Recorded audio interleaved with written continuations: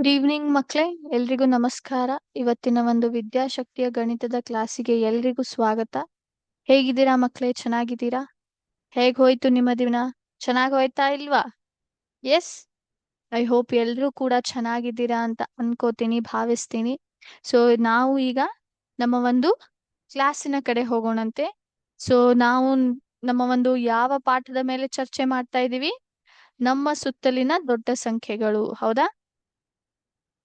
ನಮ್ಮ ಸುತ್ತಲಿನ ದೊಡ್ಡ ಸಂಖ್ಯೆಗಳು.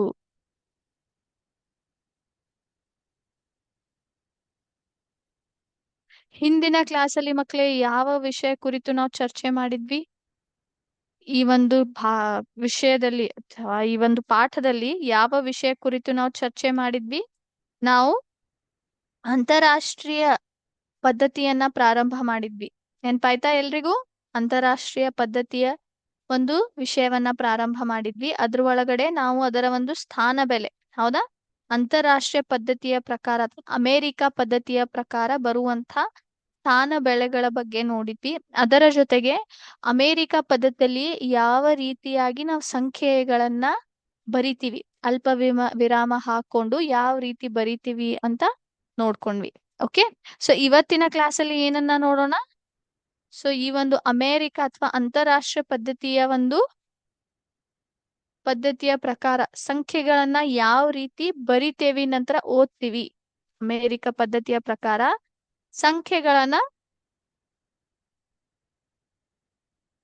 ಸಂಖ್ಯೆಗಳನ್ನ ಓದುವುದು ಮತ್ತು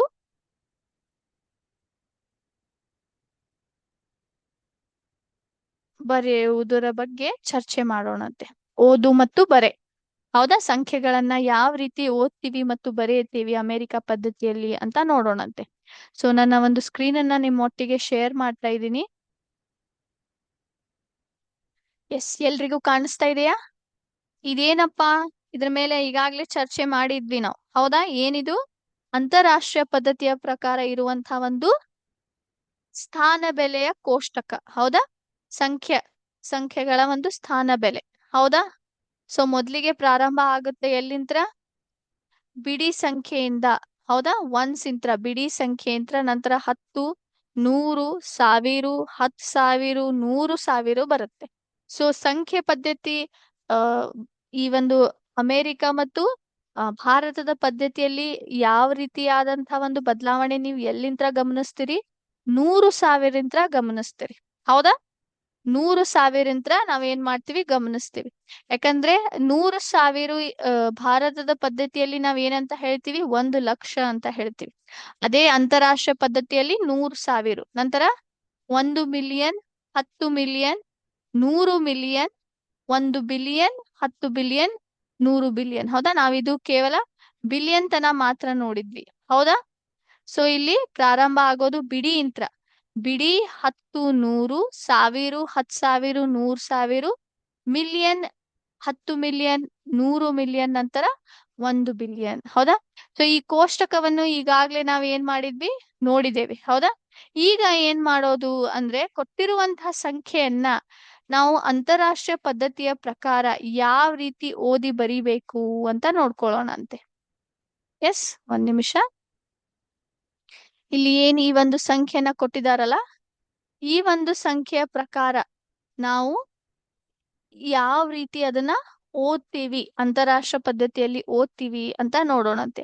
5, 3, 2, 1, 0, 4, 8, 9, 0. ಸೊ ಇದನ್ನ ಯಾವ ರೀತಿ ಓದ್ತೀರಾ ಮಕ್ಳೇ? ಮೊದ್ಲಿಗೆ ನಾವ್ ಏನ್ ಮಾಡ್ಬೇಕು? ಈ ಕೊಟ್ಟಿರುವಂತಹ ಸಂಖ್ಯೆಯ ಒಂದು ಸ್ಥಾನ ಬೆಲೆಗಳನ್ನ ಗುರುತಿಸ್ತಾ ಹೋಗೋಣಂತೆ. ಓಕೆ, 0 ಎಲ್ಲಿದೆ? 0 ಒಂದು ಸ್ಥಾನ ಬೆಲೆ ಏನು? ಬಿಡಿ, ಹೌದಾ? ಬಿಡಿ ಆದ್ಮೇಲೆ ಏನ್ ಬರುತ್ತೆ? 9 ಏನ್ ಬರುತ್ತೆ? 10, 8, 100, 100 ಆದ್ಮೇಲೆ 4ರ ಒಂದು ಬೆಲೆ 1000, ಈ 0 10,000, ನಂತರ 1 ಇದೆ, ಅದೇನು? ಅದು 100,000, ನಂತರ 2 ಇದೆ, 2ರ ಬೆಲೆ ಏನು? 2ರ ಬೆಲೆ ಯಾರು ಹೇಳ್ಬೋದು? 100,000 ನಂತರ ಏನ್ ಬರುತ್ತೆ? 1 ಮಿಲಿಯನ್, ಹೌದಾ? ಈ ಒಂದು 3 ಏನ್ ಬರುತ್ತೆ? 3ರ ಸ್ಥಾನ ಬೆಲೆ ಏನು? 10 ಮಿಲಿಯನ್, ಹೌದಾ? ತದನಂತರ 5 ಏನಿದೆ ಅಲ್ಲ, ಇದೇನಾಯ್ತು? 100 ಮಿಲಿಯನ್ ಆಯ್ತು ಮಕ್ಳೇ. ಹಾಗಾದ್ರೆ ಇದನ್ನ ಯಾವ ರೀತಿ ಓದ್ತೀರಾ ಹೇಳಿ ನೋಡೋಣ. 532 ಮಿಲಿಯನ್ ಒಂದು ಒಂದು ಹೇಳ್ಬೋದಾ ಯಾರಾದ್ರೂ? 532 ಮಿಲಿಯನ್ 104,890. ಸೊ ಸರಿಯಾದ ಉತ್ತರ ಯಾವುದು? Option B. ಹೌದಾ? 532 ಮಿಲಿಯನ್ 104,890. ಸೊ ಸರಿಯಾದ ಉತ್ತರ ಇದು ಮಕ್ಳೇ. ಕಾಣಿಸ್ತಾ ಇದೆಯಾ ಎಲ್ರಿಗೂ? ಎಸ್, 532 ಮಿಲಿಯನ್ 104,890 ಅಂತ ಹೇಳ್ತೀವಿ ನಾವು. ಓಕೆನಾ? ಎಸ್. ಸೊ ಮುಂದಿನ ಒಂದು ಸಂಖ್ಯೆಯನ್ನ ನೋಡೋಣ. ಓಕೆ, ಸೊ ಈ ಒಂದು ಸಂಖ್ಯೆಯನ್ನ ಯಾವ ರೀತಿ ಓದ್ತೀರಾ? ಮೊದಲಿಗೆ ಹೇಳಿದ ಹಾಗೆ ಆ ಸಂಖ್ಯೆಗಳ ಸ್ಥಾನ ಬೆಲೆಯನ್ನ ಗುರುತಿಸಿ ಮಕ್ಳೇ. ಅಂಕಿಗಳ ಸ್ಥಾನ ಬೆಲೆಗಳನ್ನ ಗುರುತಿಸಿದ ನಂತರ ನೀವು ಓದ್ಲಿಕ್ಕೆ ಸಾಧ್ಯ. ಸೊ ಸ್ಥಾನ ಬೆಲೆ ಗುರುತಿಸ್ಲಿಕ್ಕೆ ಪ್ರಯತ್ನ ಮಾಡಿ.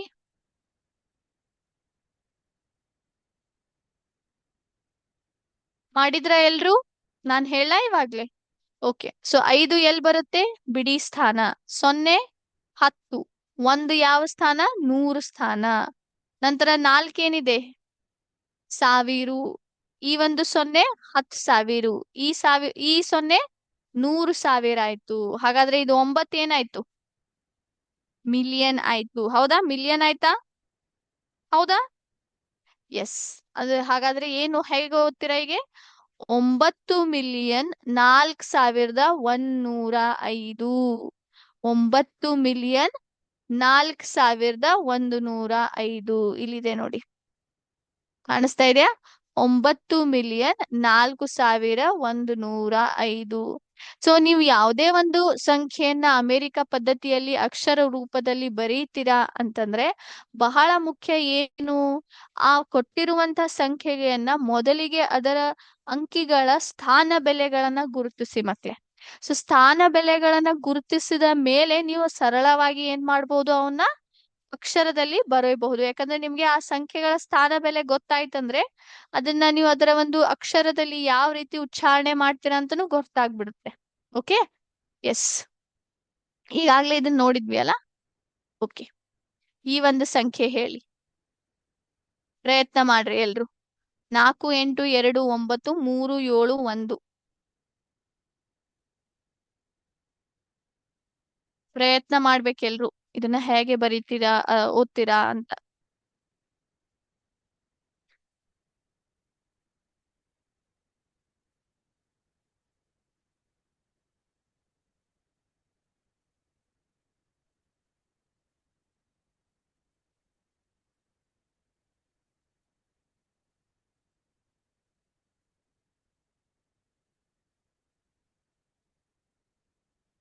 ಮಾಡಿದ್ರ ಎಲ್ರು ಪ್ರಯತ್ನ?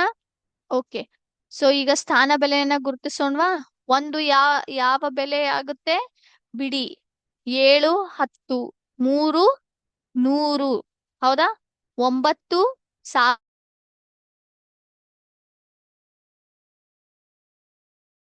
1000.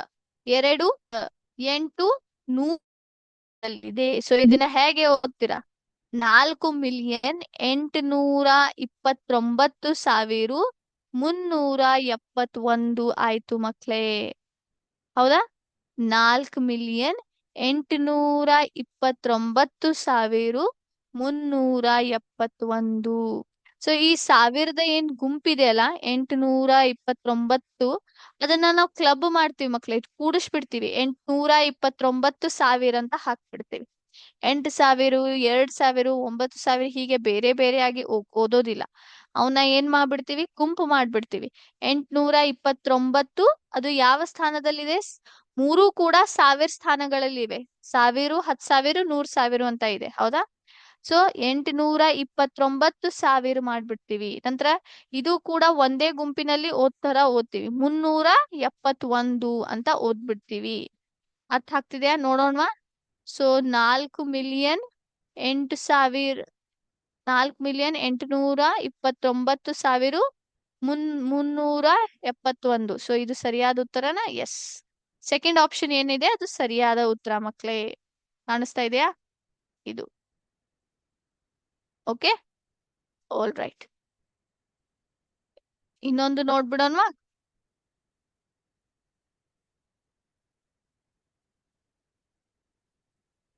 ಎಸ್. ಸೊ ಕೊನೆಯದಾದ ಒಂದು ಸಂಖ್ಯೆನ ಇದು ನೋಡಿ ನಂತರ ಮುಂದಿನ ವಿಷಯಕ್ಕೆ ಹೋಗೋಣಂತೆ. ಓಕೆ, ಸೊ ಈ ಸಂಖ್ಯೆಯನ್ನ ಯಾವ ರೀತಿ ಅದರ ಒಂದು ಸ್ಥಾನ ಬೆಲೆಗಳನ್ನ ಗುರುತಿಸಿ.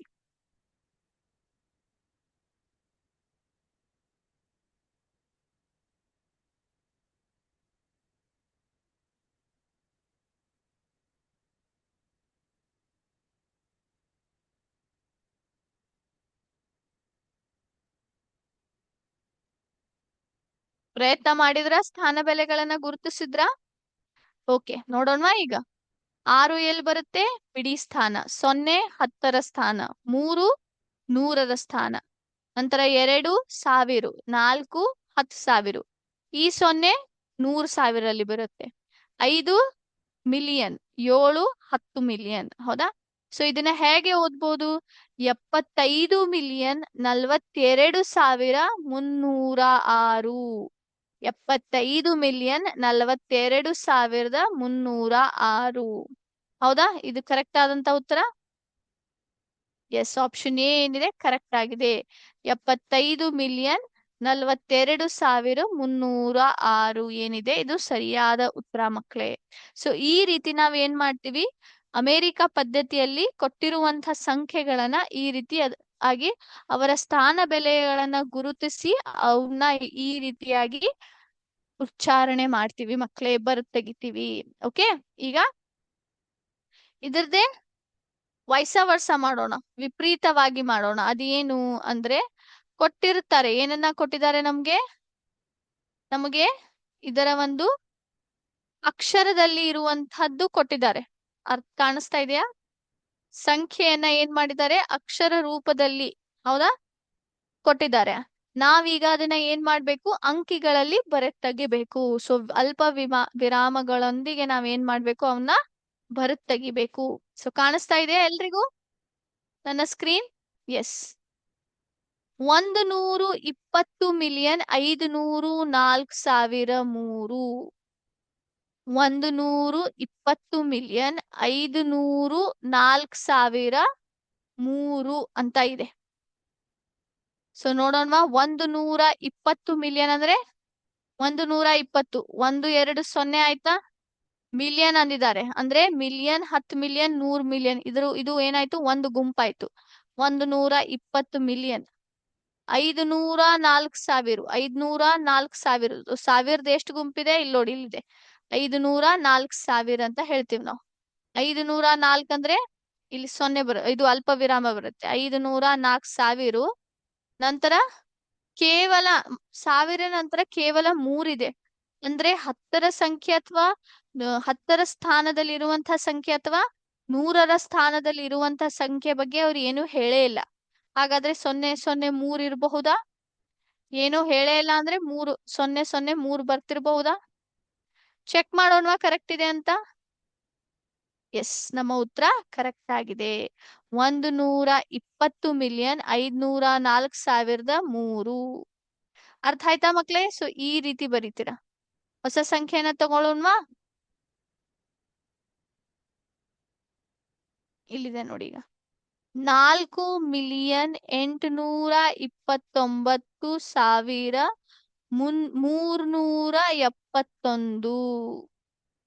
4,829,371. ಸೊ 4 ಮಿಲಿಯನ್ ಅಂದಿದ್ದಾರೆ ಅಂದ್ರೆ ಮಿಲಿಯನ್ ಸ್ಥಾನದಲ್ಲಿ ಕೇವಲ ಒಂದೇ ಇದೆ. ಅಂದ್ರೆ 1 ಮಿಲಿಯನ್ ಸ್ಥಾನದಲ್ಲಿ ಒಂದೇ ಇದೆ. 10 ಮಿಲಿಯನ್ ಅಥವಾ 100 ಮಿಲಿಯನ್ ಸ್ಥಾನ ಅವ್ರು ಕೊಟ್ಟಿಲ್ಲ. So 4 million, 829,000 ಅಂದಿದ್ದಾರೆ. 829,000 ಆಯ್ತು ಇದು. 371. ಚೆಕ್ ಮಾಡೋಣ. ಎಸ್, ಕರೆಕ್ಟ್ ಆದ ಉತ್ತರ ನೋಡಿ ಮಕ್ಕಳೇ. ಸೊ 4,829,371 71. ಸೊ ಆ ಅಕ್ಷರಗಳನ್ನ ಏನ್ ಅವ್ರು ಕೊಟ್ಟಿರ್ತಾರಲ್ಲ, ಅಲ್ಲಿ ನೀವ್ ಏನ್ ಮಾಡ್ಬೇಕು ಅಂತಂದ್ರೆ, ಈ ರೀತಿ ಮಿಲಿಯನ್ ಆಗ್ಲಿ ಸಾವಿರ ಆಗ್ಲಿ ಅವ್ರು ಬರ್ದಿರ್ತಾರೆ. ಸೊ ಆ ಆ ಗುಂಪುಗಳನ್ನ ಮೊದ್ಲಿಗೆ ನೀವು ಬಗೆಹರಿಸ್ಕೋಬೇಕು. ಸೊ ಮಿಲಿಯನ್ ಗುಂಪುಗಳನ್ನ ಅಥವಾ ಸಾವಿರ ಗುಂಪು ಫಸ್ಟ್ ಯಾವ್ದು ಕೊಟ್ಟಿರ್ತಾರೆ, ಮಿಲಿಯನ್ ಆಗ್ಲಿ 10 ಮಿಲಿಯನ್ ಅಥವಾ ಬಿಲಿಯನ್ ಆಗ್ಲಿ. ಸೊ ಮಿಲಿಯನ್ ಗುಂಪನ್ನ ಹೇಳಿದ್ದಾರೆ ಮೊದ್ಲಿಗೆ ಅಂದ್ರೆ ಮಿಲಿಯನ್ ಗುಂಪ ಕುರಿತು ಆ ಸಂಖ್ಯೆನ ಬರ್ದು ಬಿಡಿ. ನಂತರ ಸಾವಿರ ಗುಂಪನ್ನ ಬಗೆಹರಿಸ್ಕೊಳ್ರಿ. ನಂತರ 110 ಬಿಡಿ ಸಂಖ್ಯೆಗಳ ಒಂದು ಗುಂಪನ್ನ ಬಿಡಿಸ್ಕೊಳ್ರಿ. ಅರ್ಥ ಆಗ್ತಿದೆ? ಎಸ್, ಇದೊಂದು ನೋಡ್ಬಿಡೋಣ. 75,423,600. 75,423,600. ಸೊ ಇವ್ರು ಏನಿದ್ದಾರೆ, 75 ಮಿಲಿಯನ್ ಅಂದಿದ್ದಾರೆ. ಹಾಗಾದ್ರೆ 75 ಮಿಲಿಯನ್, ಮಿಲಿಯನ್ ಅದ ಒಂದು ಗುಂಪು ಮುಗೀತಂದ್ರೆ ಅಲ್ಪ ವಿರಾಮ ಬರುತ್ತೆ. 423, 423 ಅಂದ್ರೆ 423,000. ಇದು ಸಾವಿರ ಒಂದು ಗುಂಪು ಆಯ್ತು, ಅಲ್ಪ ವಿರಾಮ ಬಂತು. ಕೊನೆಯದಾಗಿ ಕೇವಲ 6 ಅಂದಿದ್ದಾರೆ. 6 ಅಂದ್ರೆ ಅದರ ಅರ್ಥ ಏನು? 10ರ ಸ್ಥಾನ 100ರ ಸ್ಥಾನ ಬಗ್ಗೆ ಅವ್ರು ಏನು ಹೇಳಿಲ್ಲ. ಅಂದ್ರೆ 006 ಬರುತ್ತೆ. ಏನು ಹೇಳಿಲ್ಲ ಅಂದ್ರೆ ಆ ಸ್ಥಾನಕ್ಕೆ ಏನ್ ಹಾಕ್ಬಿಡುದು, 0 ಹಾಕ್ಬಿಡುದು. ಮಕ್ಳೇ, ಚೆಕ್ ಮಾಡೋಣ ಆನ್ಸರ್ ಕರೆಕ್ಟ್ ಇದೆ ಅಂತ. ತಪ್ಪಾದ ಉತ್ತರ ಇಲ್ಲಿ ನೋಡ್ರಿ.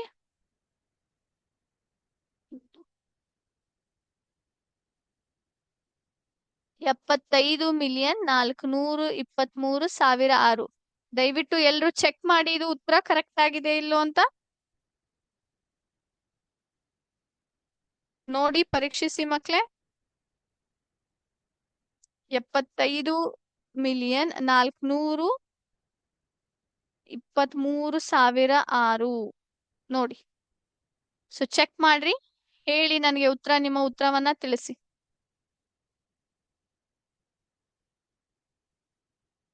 ಎಸ್,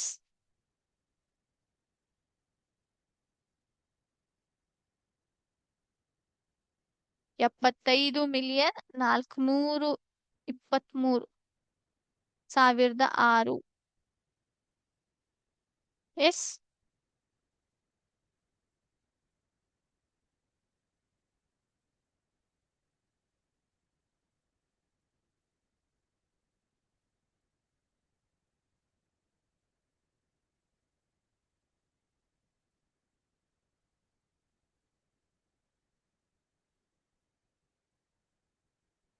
ಚೆಕ್ ಮಾಡಿದ್ರ ಎಲ್ರು? ಬರದ್ರಾ? ನೋಡಿದ್ರಾ?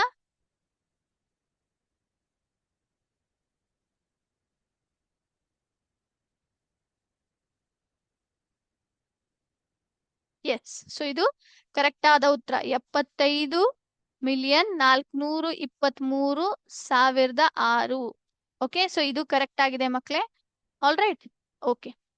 ಸೊ ನೆಕ್ಸ್ಟ್ ಪ್ರಶ್ನೆಗೆ ಹೋಗೋಣ. 95,600,000 ಇನ್ನು 10. 95,600,000 ಇನ್ನು 10. ಟ್ರೈ ಮಾಡಿ ಮಕ್ಳೇ ಎಲ್ರು ಇದನ್ನ.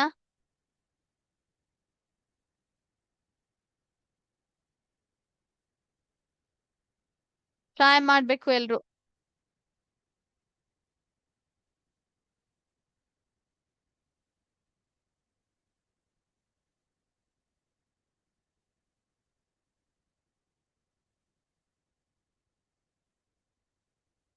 ಟ್ರೈ ಮಾಡಿದ್ರಾ? 95,600,000 ಇನ್ನು 10.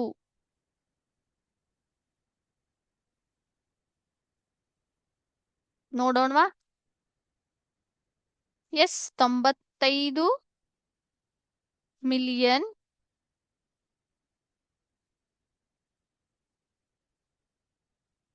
600,210. 210. 95. 95,600,210.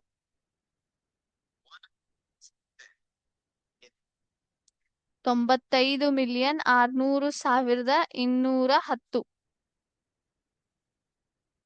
ಸೊ 95 ಮಿಲಿಯನ್ ಆಯ್ತಾ. ನಂತರ 600,000 ಇದಾಗಿರ್ಬಹುದಾ ಉತ್ತರ? ನೋಡಿ ಎಲ್ರು ಚೆಕ್ ಮಾಡ್ರಿ. ಸೊ ಉತ್ತರವನ್ನ ಚೆಕ್ ಮಾಡೋಣಂತ ಈಗ. ಎಲ್ರು ಮಾಡಿದ್ರಾ?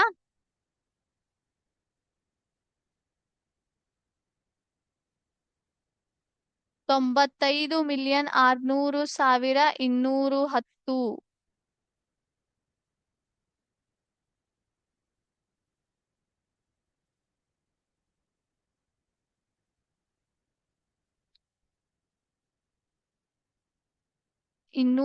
ಅಂದ್ರೆ ಎಸ್ 2 ಚೆಕ್ ಮಾಡೋಣ ಉತ್ತರ.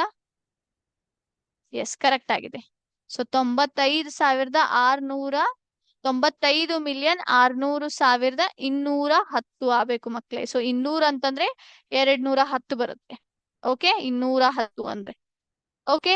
ಸೊ ಈ ರೀತಿ ನೀವ್ ಏನ್ ಮಾಡ್ತೀರಿ ಮಕ್ಳೇ, ಅಂತಾರಾಷ್ಟ್ರೀಯ ಪದ್ಧತಿಯಲ್ಲಿ ನಾವ್ ಏನ್ ಮಾಡ್ತೀವಿ, ಸಂಖ್ಯೆಗಳನ್ನ ಈ ಒಂದು ಅಂತಾರಾಷ್ಟ್ರೀಯ ಕೋಷ್ಟಕದ ಪ್ರಕಾರ ಸಂಖ್ಯೆಗಳನ್ನ ನಾವ್ ಏನ್ ಮಾಡ್ತೀವಿ, ಅಕ್ಷರ ರೂಪದಲ್ಲಿ ಆಗಿರಬಹುದು ಅಥವಾ ಸಂಖ್ಯೆಗಳ ರೂಪಲ್ಲಿ ಈ ರೀತಿ ಬರಿತೀವಿ. ಸೊ ಒಂದನ್ನ ನೆನ್ಪಿಟ್ಕೊಳ್ಳಿ, ನಿಮಗೆ ಯಾವುದೇ ಸಂಖ್ಯೆ ಭಾರತದ ಪದ್ಧತಿ ಇರ್ಲಿ ಅಥವಾ ಅಂತಾರಾಷ್ಟ್ರ ಪದ್ಧತಿ ಇರ್ಲಿ, ನೀವು ಅವನ ಸಂಖ್ಯೆ ರೂಪದಲ್ಲಿ ಓದ್ಬೇಕು ಬರಿಬೇಕು ಅಂತಂದ್ರೆ ನಿಮ್ಗೆ ಮೊದಲಿಗೆ ಏನನ್ನ ತಿಳ್ಕೊಂಡಿರ್ಬೇಕು, ಈ ಒಂದು ಪ್ಲೇಸ್ ವ್ಯಾಲ್ಯೂ ಚಾರ್ಟ್, ಸ್ಥಾನ ಬೆಲೆ ಕೋಷ್ಟಕ, ಭಾರತೀಯ ಪದ್ಧತಿ ಮತ್ತು ಅಂತಾರಾಷ್ಟ್ರೀಯ ಪದ್ಧತಿ ಎರಡೂರದ ಪ್ರಕಾರ ಕೋಷ್ಟಕವನ್ನ ತಿಳ್ಕೊಂಡಾಗ ನೀವು ಸರಳವಾಗಿ ಅವನ್ನ ಬರೀಬಹುದು. ಓಕೆನಾ? ಸೊ ಈಗ ನಮ್ಮ ಒಂದು ಇವತ್ತಿನ MCQ ಸೆಷನ್ ಕಡೆ ಹೋಗೋಣಂತೆ ಮಕ್ಳೇ. ಎಲ್ರು ತಯಾರಿದ್ದೀರಾ? ಮೊದಲನೇ ಪ್ರಶ್ನೆ, ಒಂದು ರಾಜ್ಯದ ಜನಸಂಖ್ಯೆಯನ್ನು ಸೂಚಿಸಲು ಕೆಳಗಿನವುಗಳಲ್ಲಿ ಯಾವ ಸಂಖ್ಯೆ ಹೆಚ್ಚು ಸೂಕ್ತವಾಗಿದೆ? ಒಂದು ರಾಜ್ಯದ ಜನಸಂಖ್ಯೆಯನ್ನು ಸೂಚಿಸಲು ಕೆಳಗಿನವುಗಳಲ್ಲಿ ಯಾವ ಸಂಖ್ಯೆ ಹೆಚ್ಚು ಸೂಕ್ತವಾಗಿದೆ? ಹೇಳ್ಬೋದಾ ಯಾರಾದ್ರೂ?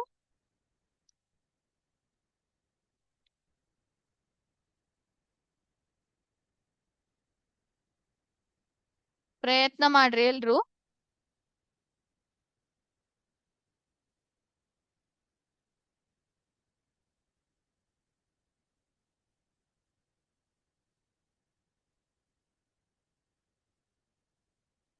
ಎಸ್ ಯಾವುದು? Option A 5,000, option B 50,000, option C 5,00,000, option D 5 ಕೋಟಿ. ಒಂದು ರಾಜ್ಯದ ಜನಸಂಖ್ಯೆಯನ್ನು ಸೂಚಿಸಲು ಯಾವ ಸಂಖ್ಯೆ ಸಿಕ್ಕಾಪಟ್ಟಿ ಸೂಕ್ತವಾಗಿದೆ ಇದರಲ್ಲಿ? ಆಪ್ಷನ್ ಡಿ ನಾ? ಓಕೆ. ಕ್ವೆಶ್ಚನ್ ನಂಬರ್ 2, 72 45 618 ಈ ಸಂಖ್ಯೆಯಲ್ಲಿ 2ರ ಸ್ಥಾನ ಮೌಲ್ಯ ಯಾವುದು? Option A 2,000, option B 2,00,000, option C 20,000, option D 20,00,000. ಈ ಒಂದು ಸಂಖ್ಯೆಯಲ್ಲಿ 2ರ ಸ್ಥಾನ ಮೌಲ್ಯ ಏನು, ಸ್ಥಾನ ಬೆಲೆ ಎಷ್ಟು? ಆಪ್ಷನ್ ಬಿ ನಾ? ಓಕೆ. ಕ್ವೆಶ್ಚನ್ ನಂಬರ್ 3, ಈ ಕೊಟ್ಟಿರುವಂತಹ ಒಂದು ಸಂಖ್ಯೆಯ ವಿಸ್ತೃತ ರೂಪ ಯಾವುದು? ಇದ್ರೊಳಗೆ ಸೂಕ್ತವಾದ ವಿಸ್ತೃತ ರೂಪ ಯಾವುದು? Option D 60,00,000 plus 4,000 plus 300 plus 5, option B 6,00,000 plus 4,000 plus 300 plus 5, option C 6,00,000 plus 40,000 plus 300 plus 5, option D 60,000 plus 4,000 plus 300 plus 5. ಯಾವುದು ಸೂಕ್ತವಾದಂತಹ ವಿಸ್ತೃತ ರೂಪ ಈ ಒಂದು ಸಂಖ್ಯೆದು? Option B. ಓಕೆ. 4ನೇ ಪ್ರಶ್ನೆ, ಒಂದು ನಗರದ ಜನಸಂಖ್ಯೆ 25 ಲಕ್ಷ ಎಂದು ನೀಡಲಾಗಿದೆ. ಇದನ್ನು ಭಾರತೀಯ ಸಂಖ್ಯೆಯ ಪದ್ಧತಿಯಲ್ಲಿ ಹೇಗೆ ಓದಬೇಕು? ಈ ಒಂದು ಸಂಖ್ಯೆಯನ್ನ ಭಾರತೀಯ ಪದ್ಧತಿಯಲ್ಲಿ ಹೇಗೆ ಓದ್ತೀರಾ? Option A 25,000, option B 2,50,000, option C 25,00,000, option D 2,50,00,000. ಇದನ್ನ ಹೇಗೆ ಓದ್ತೀವಿ ನಾವು? ಆಪ್ಷನ್ ಸಿ ನಾ? ಓಕೆ. 5ನೇ ಪ್ರಶ್ನೆ. ಈ ಒಂದು ಸಂಖ್ಯೆಯಲ್ಲಿ 7 ಅಂಕಿಯು ಯಾವ ಸ್ಥಾನದಲ್ಲಿದೆ? 7 ಅಂಕಿಯ ಒಂದು ಸ್ಥಾನ ಏನು ಕೊಟ್ಟಿರುವಂತಹ ಈ ಸಂಖ್ಯೆಯಲ್ಲಿ? Option A 1000, option B 10,000, option C lakh, option D ಕೋಟಿ. ಆಪ್ಷನ್ ಬಿ ನಾ? ಓಕೆ. 6ನೇ ಪ್ರಶ್ನೆ. ಕೆಳಗಿನ ಯಾವ ಸಂದರ್ಭದಲ್ಲಿಯೇ ಕೋಟಿ ಎಂಬ ಘಟಕವನ್ನು ಬಳಸುವುದು ಹೆಚ್ಚು ಸೂಕ್ತವಾಗಿದೆ? ಕೊಟ್ಟಿರುವಂತ ಈ ಸಂದರ್ಭದಲ್ಲಿ ಕೋಟಿ ಅಂತ ನಾವು ಎಲ್ಲಿ ಬಳಸಬಹುದು? ಆಪ್ಷನ್ ಎ 1 ತರಗತಿಯಲ್ಲಿ ವಿದ್ಯಾರ್ಥಿಗಳ ಸಂಖ್ಯೆ. ಆಪ್ಷನ್ ಎ 1 ತರಗತಿಯಲ್ಲಿ ವಿದ್ಯಾರ್ಥಿಗಳ ಸಂಖ್ಯೆ. ಆಪ್ಷನ್ ಬಿ 1 ಪುಸ್ತಕದಲ್ಲಿರುವ ಪುಟಗಳ ಸಂಖ್ಯೆ. ಆಪ್ಷನ್ ಸಿ 1 ದೇಶದ ಜನಸಂಖ್ಯೆ. ಆಪ್ಷನ್ ಡಿ 1 ಕುಟುಂಬದ ಸದಸ್ಯರ ಸಂಖ್ಯೆ.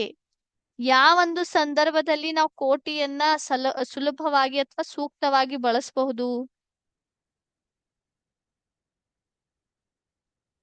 ಆಪ್ಷನ್ ಸಿ ನಾ 1 ದೇಶದ ಜನಸಂಖ್ಯೆ ಹೇಳಲಿಕ್ಕೆ? ಓಕೆ. Question number 7. ಈ ಒಂದು ಅಂಕಿಗಳನ್ನು ಈ ಎಂಬ ಇದೇನು ಸಂಖ್ಯೆಗಳನ್ನ ಅಥವಾ ಅಂಕಿಗಳನ್ನ ಕೊಟ್ಟಿದಾರಲ್ಲ, 5, 2, 8, 0, 7, 3 ಎಂಬ ಅಂಕಿಗಳನ್ನು ಒಮ್ಮೆ ಮಾತ್ರ ಬಳಸಿ ರಚಿಸಬಹುದಾದ ಅತಿ ದೊಡ್ಡ 6 ಅಂಕಿಯ ಸಂಖ್ಯೆ ಯಾವುದು? ಸೊ ಇವ ಸಂಖ್ಯೆಗಳನ್ನ ಬಳಸ್ಕೊಂಡು ನೀವು ಅತಿ ದೊಡ್ಡ 6 ಅಂಕಿಯ ಸಂಖ್ಯೆ ಯಾವುದು ರಚನೆ ಮಾಡಬಹುದು? ಸೊ ಇಲ್ಲಿ A B C D 4 option ಕೊಟ್ಟಿದ್ದಾರೆ.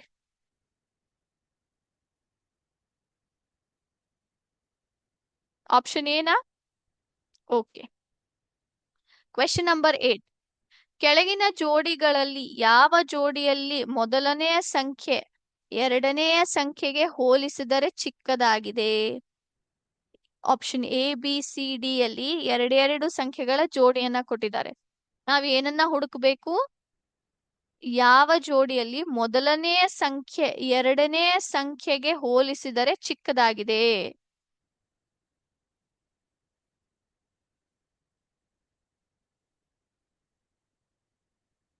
ಆಪ್ಷನ್ ಸಿ ನಾ? ಓಕೆ.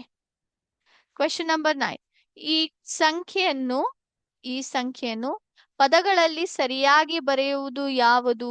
ಸೊ ಇದನ್ನ ಈ ಕೊಟ್ಟಿರುವಂತಹ ಸಂಖ್ಯೆನ ಪದಗಳ ರೂಪದಲ್ಲಿ ಹೇಗೆ ಬರೀತೀರಾ? Option A 7,05,012. Option B 3,07,05,012. Option C 3,70,05,012. Option D 30,07,05,012. So ಇದರಲ್ಲಿ ಸರಿಯಾದ ಉತ್ತರ ಯಾವುದು? ಆಪ್ಷನ್ ಬಿ ನಾ? ಓಕೆ. ಪ್ರಶ್ನೆ 10. ಈ ಒಂದು ಸಂಖ್ಯೆಯಲ್ಲಿ 4 ಮತ್ತು 6 ಅಂಕಿಗಳ ಸ್ಥಾನ ಮೌಲ್ಯಗಳ ಮೊತ್ತ ಎಷ್ಟು? ಈ ಒಂದು ಸಂಖ್ಯೆಯಲ್ಲಿ 4 ಮತ್ತು 6 ಅಂಕಿಗಳ ಸ್ಥಾನ ಮೌಲ್ಯಗಳ ಮೊತ್ತ ಎಷ್ಟು?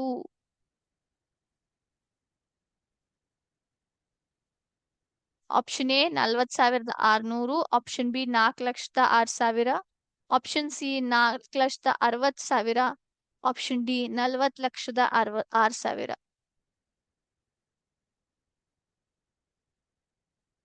ಆಪ್ಷನ್ ಬಿ ನಾ? ಓಕೆ. ಸೊ ನಿಮ್ಮ ಒಂದು ಎಕ್ಸಾಮ್ ನ ಇಲ್ಲಿ ಸಬ್ಮಿಟ್ ಮಾಡೋಣಂತೆ. ಸೊ ನಮ್ಮ ಒಂದು ಉತ್ತರಗಳನ್ನ ಚೆಕ್ ಮಾಡೋಣ. ಸೊ ಕೊಟ್ಟಿರುವಂತಹ ಎಲ್ಲ ಉತ್ತರಗಳು ಮಕ್ಕಳೇ ಸರಿಯಾಗಿ ಬಂದಿದೆ. ನೋಡ್ಬಿಡೋಣ ಇನ್ನೊಮ್ಮೆ ನಿಮ್ಮ ಉತ್ತರಗಳನ್ನ. ಬಹಳ ಚೆನ್ನಾಗಿ ಉತ್ತರಗಳನ್ನ ಕೊಟ್ಟಿದ್ದೀರಾ. ಮೊದಲನೇ ಪ್ರಶ್ನೆ. ಸೊ ರಾಜ್ಯದ ಜನಸಂಖ್ಯೆಯನ್ನು ನಾವು 5 ಕೋಟಿ ಅಂತ ಹೇಳ್ಬೋದು. 5,000, 5,00,000, 50,000 ಇರೋದು ಬಹಳ ಕಡಿಮೆ. ಹೌದಾ? 5 ಕೋಟಿ ಇರ್ತದೆ. ನಂತರ ಈ ಒಂದು ಸಂಖ್ಯೆಯಲ್ಲಿ 2 ಏನಾಗಿದೆ? ಯಾವ ಸ್ಥಾನದಲ್ಲಿದೆ? 2,00,000 ಸ್ಥಾನದಲ್ಲಿದೆ. ಹೌದಾ? ನೆಕ್ಸ್ಟ್ 3ನೇ ಪ್ರಶ್ನೆ. ಇದನ್ನ ವಿಸ್ತೃತವಾಗಿ ಬರೆದಾಗ 6,00,000 ಪ್ಲಸ್ 4,000 ಪ್ಲಸ್ 300 ಪ್ಲಸ್ 5 ಬರುತ್ತೆ. 25,00,000 ಅಂತ ನಾವು ಓದ್ತೀವಿ. ಹೌದಾ ಇಲ್ವೋ? ಎಸ್. ಈ ಒಂದು ಸಂಖ್ಯೆಯಲ್ಲಿ 7ರ ಸ್ಥಾನ ಬೆಲೆ ಏನಾಗಿದೆ? ಅದು 10,000 ಸ್ಥಾನದಲ್ಲಿದೆ. ಹೌದಾ? ಕೋಟಿ ಎಂಬ ಘಟಕವನ್ನು ಎಲ್ಲಿ ನಾವು ಬಳಸ್ಬೋದು ಸೂಕ್ತವಾಗಿ? ದೇಶದ ಸಂಖ್ಯೆಯನ್ನ ಹೇಳಿಕೆ ಬಳಸ್ಬೋದು. ಯಾಕಂದ್ರೆ ತರಗತಿಯಲ್ಲಿ ವಿದ್ಯಾರ್ಥಿಗಳ ಸಂಖ್ಯೆ, ಪುಸ್ತಕಗಳು ಇರುವಂತ ಪುಟಗಳ ಸಂಖ್ಯೆ ಅಥವಾ ಕುಟುಂಬದ ಸದಸ್ಯರ ಸಂಖ್ಯೆ ಬಹಳ ಕಡಿಮೆ ಆಗಿರುತ್ತೆ ಮಕ್ಕಳೇ. ಕೋಟಿ ತರ ಇರೋದಿಲ್ಲ, ಹೌದಾ? ಕೋಟಿ ಬಹಳ ದೊಡ್ಡದಾದ ಮೌಲ್ಯ. ಇದನ್ನ ನೀವು ಏನ್ ಮಾಡ್ತೀರಾ? ಅತಿ ದೊಡ್ಡ 6 ಅಂಕೆಯ ಸಂಖ್ಯೆ ಹೇಗೆ ರಚನೆ ಮಾಡ್ಬೋದು? ಸೊ ಇಲ್ಲಿ ಕೊಟ್ಟಿರುವಂತಹ ಸಂಖ್ಯೆಗಳನ್ನ ನಾವ್ ಏನ್ ಮಾಡ್ಬೇಕು? ಬಿಗ್ ಟು ಸ್ಮಾಲ್, ದೊಡ್ಡದಿಂದ ಚಿಕ್ಕದಾಗಿ ಹೊಂದಿಸ್ಕೊಂಡು ಬಂದಾಗ ಅತಿ ದೊಡ್ಡ 6 ಅಂಕಿಯ ಸಂಖ್ಯೆ ನಮ್ಗಿಲ್ಲಿ ಸಿಗುತ್ತೆ. ಅದೇನು? 8,75,320 ಆಗಿದೆ. 8ನೇ ಪ್ರಶ್ನೆ, ಈ ಕೊಟ್ಟಿರುವಂತಹ ಜೋಡಿಗಳಲ್ಲಿ ಮೊದಲನೇ ಸಂಖ್ಯೆ ಎರಡನೇ ಸಂಖ್ಯೆಗಿಂತ ಹೋಲಿಸಿದರೆ ಚಿಕ್ಕದಾಗಿದೆ ಅಂದಿದ್ದಾರೆ. ಸೊ ಮೊದಲನೇ ಸಂಖ್ಯೆ 6,78,905. ಅದೇ ಎರಡನೇ ಸಂಖ್ಯೆ 6,79,005. ಸೊ ಇದೇನಾಗಿದೆ? ಮೊದಲನೇ ಸಂಖ್ಯೆ ಎರಡನೇ ಸಂಖ್ಯೆಗಿಂತ ಚಿಕ್ಕದಾಗಿದೆ, ಹೌದಾ? 9ನೇ ಪ್ರಶ್ನೆ, ಇದನ್ನ ನಾವು ಸಂಖ್ಯೆಯಲ್ಲಿ ಹೇಗೆ ಬರಿತೀವಿ? 3,07,05,012 ಅಂತ ಓದ್ತೀವಿ. ಕೊನೆಯದಾಗಿ 10ನೇ ಪ್ರಶ್ನೆ, 4 ಯಾವ ಸ್ಥಾನದಲ್ಲಿದೆ? ಇದರಲ್ಲಿ ಲಕ್ಷದ ಸ್ಥಾನ ಬೆಲೆ ಮೇಲಿದೆ. ಅದೇ 6 ಸಾವಿರ ಸ್ಥಾನದಲ್ಲಿದೆ, ಹೌದಾ? ಸೊ 4 ಲಕ್ಷ ಪ್ಲಸ್ 6,000 ಮಾಡಿದ್ರೆ ನಮ್ಗೆ ಏನಾಗ ಸಿಗುತ್ತೆ? ಆ ಸ್ಥಾನ ಮೌಲ್ಯಗಳ ಮೊತ್ತ ಸಿಗುತ್ತೆ. ಸೊ 4 ಲಕ್ಷ ಪ್ಲಸ್ 6,000 4,06,000 ಆಯ್ತು ಮಕ್ಳೇ. ಓಕೆ, ಸೊ ಮಕ್ಳೇ, ಇವತ್ತಿನ ಕ್ಲಾಸ್ ಇಲ್ಲಿಗೆ ಸ್ಟಾಪ್ ಮಾಡೋಣಂತೆ. ಇವತ್ತಿನ ಸೆಷನ್ ಅಲ್ಲಿ ಏನ್ ಮಾಡಿದ್ವಿ? ಅಮೇರಿಕ ಪದ್ಧತಿಯ ಪ್ರಕಾರ ಸಂಖ್ಯೆಗಳನ್ನ ಯಾವ ರೀತಿ ಓದ್ಬೇಕು, ಬರೇಬೇಕು ಅಂತ ನೋಡಿದ್ವಿ. ಅದರ ಜೊತೆಗೆ ಇಲ್ಲಿಯವರೆಗೆ ಓದಿರುವಂತಹ ವಿಷಯಗಳ ಮೇಲೆ ನಾವೇನ್ ಮಾಡಿದ್ವಿ? MCQ ಸೆಷನ್ ಕೂಡ ನೋಡ್ಕೊಂಡ್ವಿ. ಸೊ ಮುಂದಿನ ಕ್ಲಾಸ್ ಅಲ್ಲಿ ಮತ್ತೆ ಭೇಟಿ ಆಗೋಣ ಮಕ್ಳೇ. ಎಲ್ರಿಗೂ ನಮ್ಮ ಒಂದು ಇಂಡಿಪೆಂಡೆನ್ಸ್ ಡೇಯ ಬಹಳ ಒಂದು ಶುಭಾಶಯಗಳು. Happy independence day to everybody. Okay, so ಎಲ್ರೂ ಒಳ್ಳೆಯ ನಾಗರಿಕರಾಗಿ, ಮುಂಬರುವ ದಿನಗಳಲ್ಲಿ ಒಳ್ಳೆಯ ನಾಗರಿಕರಾಗಿ ಈ ದೇಶವನ್ನು ಸೇವೆಯಲ್ಲಿ ನಿಮ್ಮ ಒಂದು ಜೀವನವನ್ನು ಕಳೀರಿ ಅಂತ ಹೇಳ್ಕೊಂತ ಎಲ್ರಿಗೂ ಮತ್ತೊಮ್ಮೆ ಇಂಡಿಪೆಂಡೆನ್ಸ್ ಡೇಯ ಬಹಳ ಒಂದು ಶುಭಾಶಯಗಳನ್ನ ತಿಳಿಸುತ್ತಾ, ಥ್ಯಾಂಕ್ ಯು ಸೋ ಮಚ್. ಜೈ ಹಿಂದ್, ಜೈ ವಿದ್ಯಾಶಕ್ತಿ.